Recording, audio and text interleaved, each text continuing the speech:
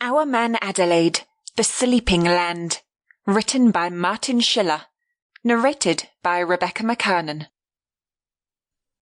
Prologue. Mendocino County, California, United States, 10 June 1973.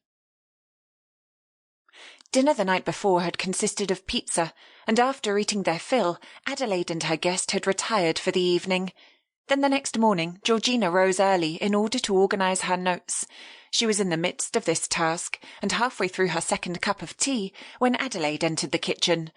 "Although I know that it was not the healthiest meal, that pizza was marvellous," her hostess declared. "That it was, Dame," Georgina agreed. "Personally, I always find that it tastes even better the next day, and especially when it is cold." Adelaide smiled, and here I thought that I was the only one who enjoyed that guilty pleasure.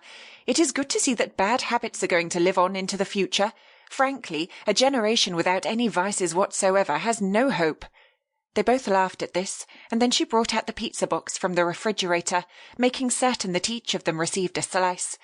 "So what shall it be today, Dame?" Georgina asked between bites and sips of tea. "The end of 1918, Adelaide answered. "And then the period that followed. After all, we still have the Russian Civil War to discuss. And the Siberia Shupe." "The Siberia Shupe?" "Yes, it translates into the Siberian Intervention," Adelaide explained. "You see, the great powers were not amused by the Bolsheviks in the least, and they wanted to crush communism before it could fully take hold. Therefore, Britain, France, America and Japan all sent military contingents to Russia, and of these, the Japanese were the most ambitious and aggressive." "I had no idea," Georgina declared. "Well, my dear, it was a very long time ago, and it became overshadowed by other historical events," Adelaide elucidated.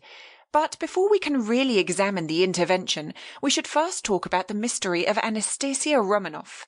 For, in a way, it was the prelude to what I would later experience in Siberia." Georgina sat up.